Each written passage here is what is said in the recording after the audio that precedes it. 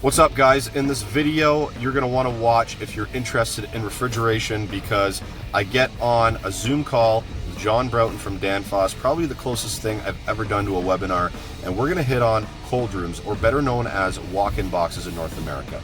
Now, John's a very knowledgeable guy. We hit on refrigerants, construction, defrost, and a bunch of other topics within the realm of walk-in boxes or cold rooms. You guys are going to learn a lot. Trust me. Let's get to it right now.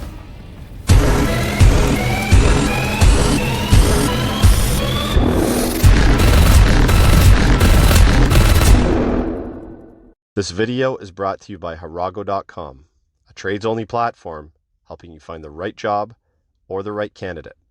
Harago.com, best in trade. So you're located in the UK, right? Yeah, I'm located in the UK currently in my beautiful home office, which, yeah, well, you know, with the current situation and stuff. So, yeah, just working in the home office, looking outside, loving life. Awesome. So you work for Danfoss, and we're going to have a conversation on some cold room stuff, but you want to maybe go through what you do for Danfoss and the background you have in the industry. Yeah, I've been in the industry since I was about 16. Time served technician. Then spent some time in the contracting business, so working in large commercial, industrial sort of stuff. Then went into the wholesaling business. So from a techie side on the wholesaling business, done various roles within wholesaler, and then sort of moved over to Danfoss again as a technical role. Done many things with a technical role within Danfoss, both from a mechanical product point of view, but also electronics, expansion valves, case controllers, all that sort of thing. And currently now do global applications. So generally anything to do with applications that are from a wholesaler sort of background, if you like. Gotcha. So, you know, typical cold room case, a little bit of supermarket, but generally most of the stuff that gets sold through the wholesale channel. Gotcha. So over here in North America, we usually use the term walk-in box. And is that in Europe and the UK, is that a common, you guys call them cold rooms over there, right? Yeah, I mean, generally in Europe it's called a cold room, but because I'm fairly lucky, I work globally, I speak with a lot of people globally, I get quite used to the terminology, and I generally call a small walk-in now small cold room a walk-in. Yeah. Because that's the terminology that I'm used to. Yeah. So let's talk about those. And I have some questions written down, and pardon me that I got to look at my phone for them, because my memory is terrible, and it's just easier to have them in my phone. So I just want to go through some of the basics of a cold room or a walk-in box, and maybe talk about, sometimes I see arguments and there's debate on what a high temp walk-in box is, a medium temp, and a low temp is, the temperature ranges, right? Yeah, that's a really good question. I mean, generally, we use the terms medium temp, low temp. But if you talk sort of high temp, then I would be looking at something like, you know, beverage, beer, you know, wine, things like that. Sort of temperature-wise, for what I would class as high temp, in degrees F, you're talking sort of 50 F, which is, you know, 10 degrees C.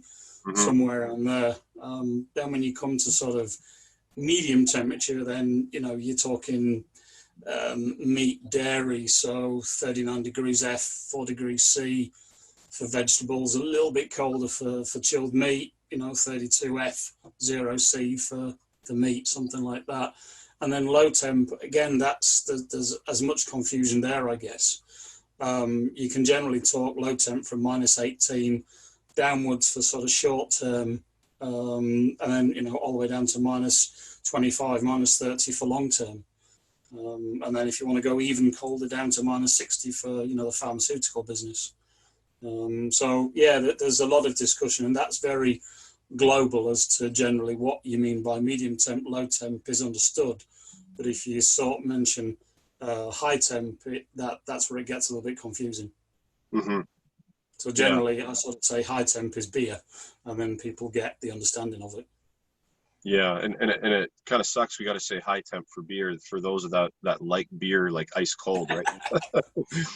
Yeah. And I know some beers are drinking, or we drink them warmer, and some beers are better cold. Yeah. But Moving on to sort of the next sort of topic here is that what are some design considerations we need to put into place when we're designing a box? Because like you said, we have the difference between like a meat and then we could have like flowers, or we could have sealed compartments.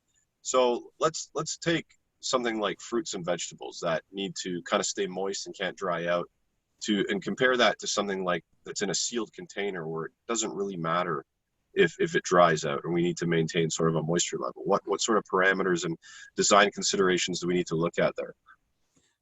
That's an incredibly good question, because I get challenges all the time being on site with these sort of questions. And if we take fruit and veg to begin with, as you said, oh, bear with me, that was not meant to happen. Let's go back up again. It's live. If you think about fruit and veg are living products. So they breathe, so you've got the heat of respiration to begin with. But then also they're very sensitive, let's say, to the moisture level, to the humidity level in the store. Now, if you've got whether it's meat, fruit and veg, whatever, you've got to keep the right humidity. And that basically, the main way that you would control that is your TD, your temperature difference on your evaporator. So the TD between evaporating temperature, so suction temperature, and air off the coil. Now, if you've got let's say, a very small TD, let's say 5 to 6, you keep your humidity up, so 90%, somewhere around there. If you're taking more, let's say, heat out the air, so you've got a wider TD, you're actually then drawing more moisture out your air. So you've got to keep that humidity level right, and that really comes down to the selection of the condensing unit or compressor set, let's call it, and the evaporator, and make sure that they match, so we get that TD right on that cooler. Because if we don't, then we're on there's a challenge there to maintain the right humidity within the room. If you've got something like beer, let's take our favorite subject, it's in a glass bottle, it's in a tin, the humidity doesn't play any effect on that because it's sealed. It's not going to give up any moisture. If it's an apple, for example, if you are taking too much moisture out the air, you will dry that apple up and it will shrivel. Same with a tomato, same with any sort of fruit. Other challenges, if you get the humidity wrong the other way, so you've got too much humidity there, you can get the product will sweat with the heat of respiration. So you've got challenges there as well. So it really comes down to the selection of the equipment first off, to make sure you've got that right balance between, let's say, the condenser and your evaporator. So the evaporator, this is something that I want to ask you. I've seen in refrigeration, the fin spacing is different on many different applications. Can you talk to the fin spacing on the evaporator? Yeah, I mean, generally fin spacing, comes down to duty, but really, if you're talking, let's say, high temp, you would have a fairly close fin spacing, because you're not too worried about frost buildup on the fins. If you're on a deep freeze, you'd have a wider fin spacing because you're going to build up more frost. Also, again, depending on the product that you've got in the store and the amount of moisture that's in that product, then the fin spacing is going to be different again. But generally, if it's high temp, fin spacing is closer together. If it's lower temp, fin spacing is further apart. Okay, cool. So that sort of clears that up for me. I did want to talk about quickly construction of a box. And one thing that I've seen, and I've seen this either or, where a box will be built on a slab or a box will be built on an insulated floor. On the slab, there's one location we take care of where it's actually a -40 freezer for plasma. It's a pharmaceutical, and it's built on slab. And what they did is they ran airflow under the ground to keep moving air, I guess, to keep that under the floor heated, so it can't freeze and buckle and stuff like that. So what is the best approach for that? Is it on slab or insulated floor, or does it really matter? That's quite a good topic, actually, because there's basically 3 methods, or let's say 4 methods. If you take a walk-in, Generally, that has a engineered insulated floor that's suitable for the foot traffic, maybe a pallet truck. If it's a bigger store, then generally it's a concrete floor, so generally granulophic concrete laid on top of insulation, and then below the insulation you'd have an electrical heater mat, which would maintain that temperature just above 0, 3-4 degrees. So yeah, as you say, you don't freeze any moisture in the foundations.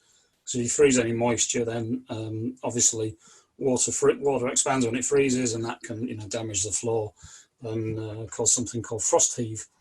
Other way to do it is to have take heat from the discharge line through a heat exchanger, and then pump glycol through a series of tubes under the floor. And the one that you mentioned about the raised floor, I've only ever seen that once in sort of 35 years of being in the trade. And that, again, is another way to do it. So you don't have any extra cost of running a heater mat under there, or the heat reclaim, pumping the hot glycol. It's just to maintain that temperature in wish my stool would stop doing that, to maintain the temperature in those foundations so that you don't freeze any moisture. Gotcha. So you just have to keep that in consideration, that if you're building it on slab, you need to have something in place so you're not going to freeze the concrete or the ground that the freezer is built upon. Yeah. Okay, so as far as building the walls and the ceiling and all that, I mean, when we're building this cooler, do we need to keep in mind the thickness of, because these things come in panels that lock together. I've taken some apart that were just horrendous to take apart. We had to take our reciprocating saw and cut the linkages apart because they just wouldn't budge. So I guess it matters, depending on the temperature of the box, how thick the insulation is on the panels. Yeah, I mean, generally, and things sort of, there is cost and there's running cost. And obviously cost of the box is expensive. You're talking roughly the percentage between the refrigeration cost and the box cost. Roughly 50% is fridge cost and 50% is the fabric cost, if you like. Okay. Yeah, generally if it's a high temp room, obviously the insulation is going to be thinner than if it's a deep freeze box. But you've got to have a balance, because yeah, you could have a panel that is 600 mil thick, but that costs a lot of money. So generally, if you're talking a freezer, minus 18, minus 20, you'd be talking 150 mil polyurethane. If you were high temp, 75 mil, maybe 100 mil if you were down the sort of 32 mark temperature wise. So 150 for a freezer, 75 for high temp, or medium temp, let's say fruit and veg, and then maybe 100 mil if it was around about sort of freezing mark. Again, you can go thicker, and obviously if you go thicker, then that limits the heat ingress into the room, so your refrigeration duty is smaller, but then your cold room panels cost more money. So it's very much a sort of balance. Yeah. The other thing about construction I've noticed too is that some of the ceilings they have if the box is built inside of a warehouse, and some of the ceilings they have rod coming down from the roof deck to hold to hold the ceiling up. Is this something that is common that you see? Yeah, that's incredibly common. I mean, generally, if you talk roughly about 30 cubic meters, and I can't tell you what that is in feet, that's your sort of typical small cold room, self-supporting. Anything above that, then everything would be supported on drop rods from the steel portal frame or the prefabricated skeleton of the building. So yeah, that's incredibly common. And obviously there's calculations made by the cold room people who install it to make sure that it's suitable for that load. I've spent a lot of time on top of boxes, and you can walk up there, but it feels a little bit springy. I've never fallen through one yet, so I'm doing all right. So as far as the construction goes, I've seen on some low temp stuff, I've seen vents cut into the walls of the the cooler, we had one vent in particular. It was fairly large. I mean, it was probably like 12 by 18 or something like that. And it had little holes in it, and each hole had a small heater at the end to prevent moisture from freezing. And I'm like, what is the point of that thing? And I didn't understand it. And then I got down to the bottom, and they're saying, well, cold air, like once the warm air gets in there, the cold air can shrink and actually cause the box to kind of collapse on itself. But Yeah. we had so much problems with this thing that the manufacturer just said take it out, because it just kept freezing up and causing a lot of problems. And we took it out 3 or 4 years ago, and it's never been a problem. Okay. Yeah, I mean, you're supposed to have what are called pressure relief vents in, particularly a deep freeze. Maybe not so much, your typical +4. I have to get between C and F. So +4, we're talking 39 F.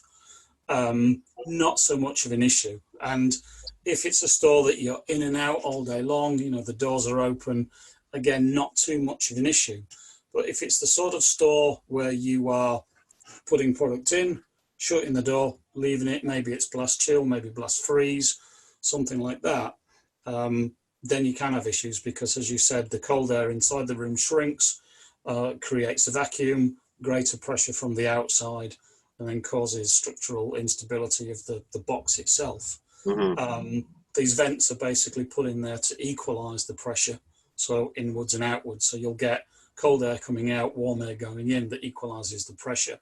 And yeah, they are heated because, if you've got cold air coming out and moist warm air going in, then generally you get some frost buildup. So they do have heaters in there, and they do a job, very valid job. And probably if you speak to any cold room manufacturer, they'll say must have them in.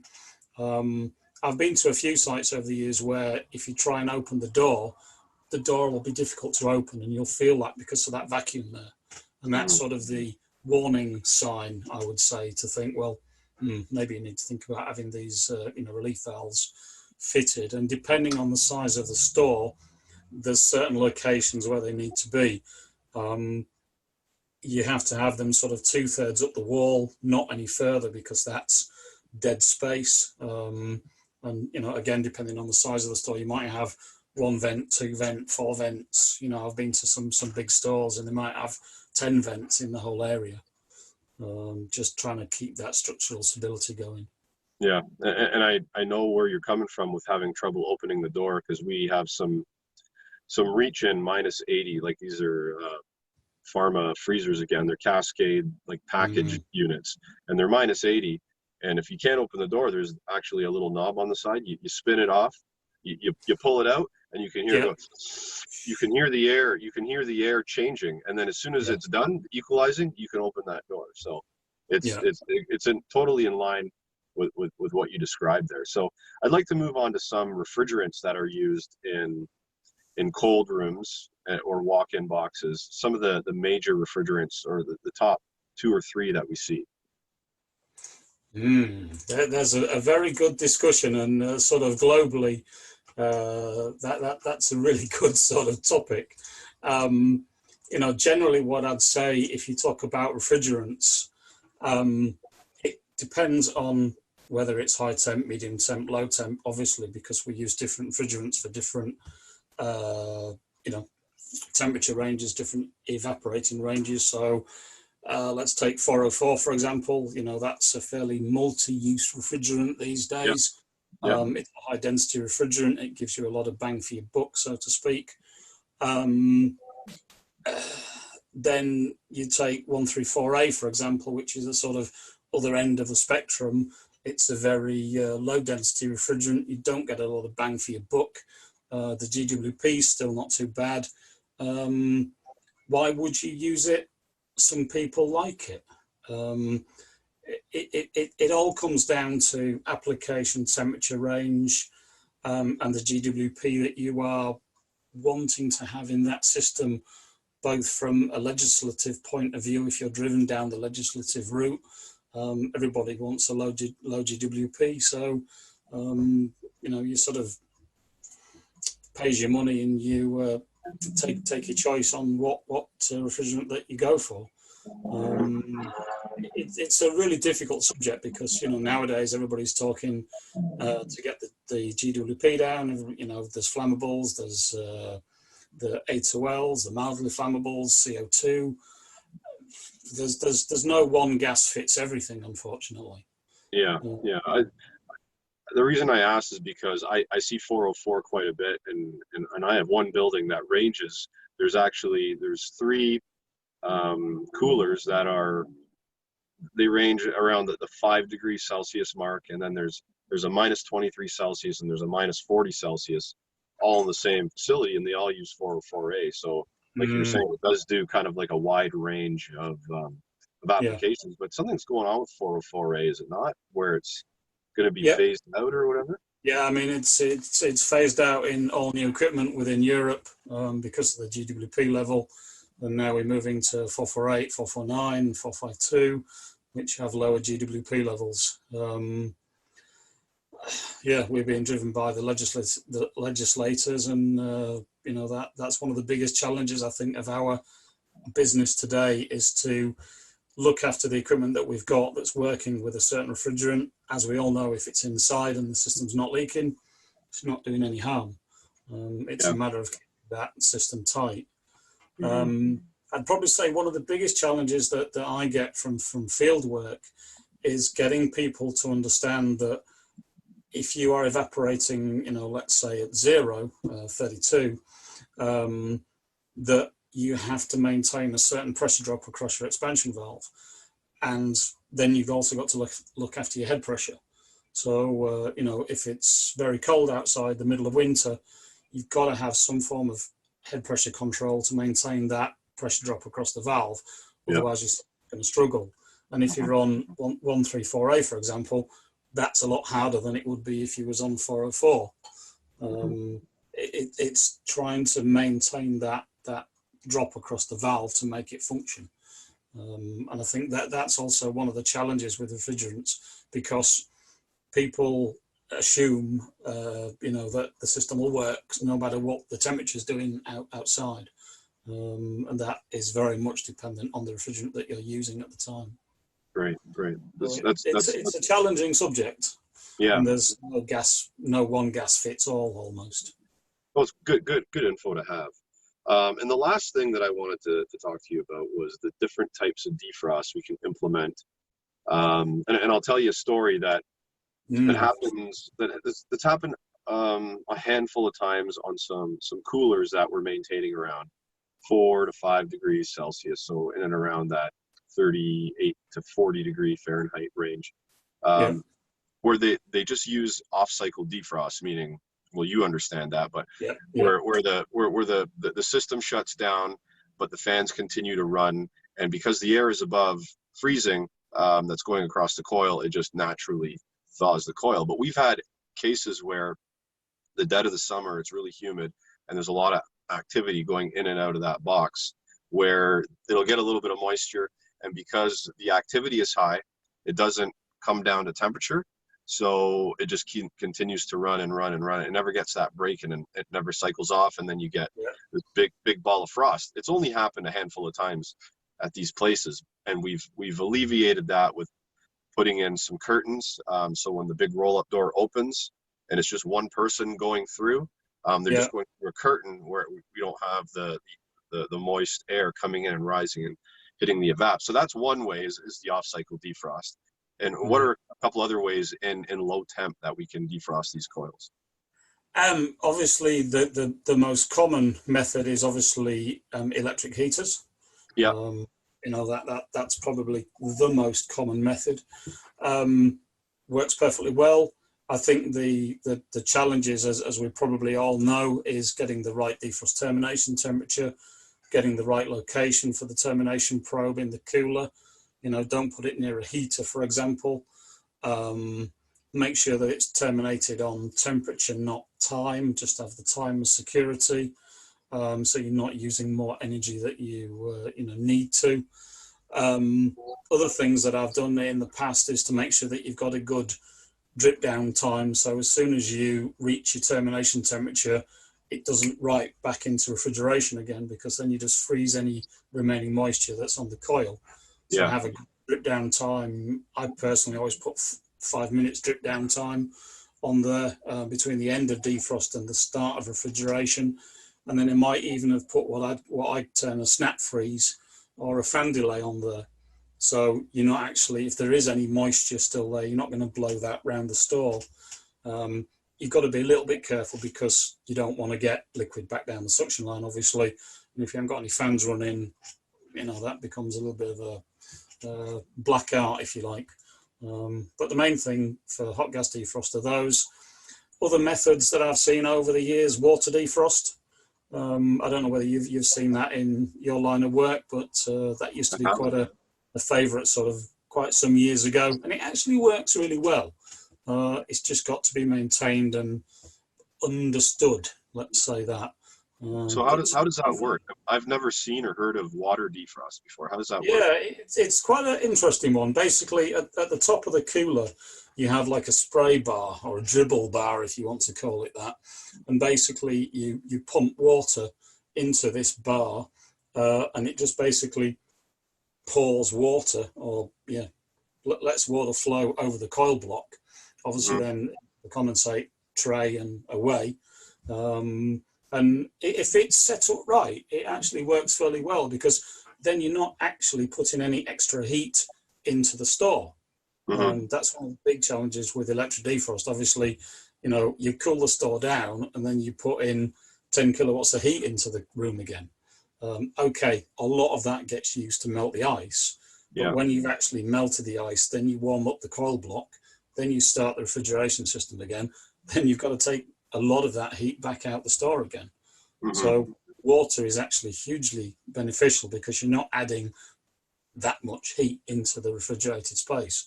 But it does, obviously, it uses water. Now, water costs money. Maybe if you're on a site, we saw it in places like dairies, for example, where they would use a lot of the recirculated water, the grey water that they maybe used for washing down the vats or whatever, that would go through a pump and a filter and blah, blah, blah, and they'd use it for that. So it wasn't, let's say, fresh water straight out the ground, because that's expensive. But if you've got a site that has grey water in abundance, it actually works quite well. Interesting. I've never. I'll need to come across a YouTube video or something like that, because I've never seen that in the works. So I mean, that we've covered quite a bit there, and I think that we've answered a lot of questions that I had, and I hope the audience is going to appreciate some of this once I roll this video out. So thanks for your time today. I really appreciate it, and keep doing what you're doing, because the knowledge that you just kind of shone onto us is how we learn. Yeah, no problems at all, Gary. Much appreciate the time, and we can do it again. Okay, awesome, John. Have a great day. All right. Okay, Cheers. take it. Okay, bye. Cheers. Bye bye.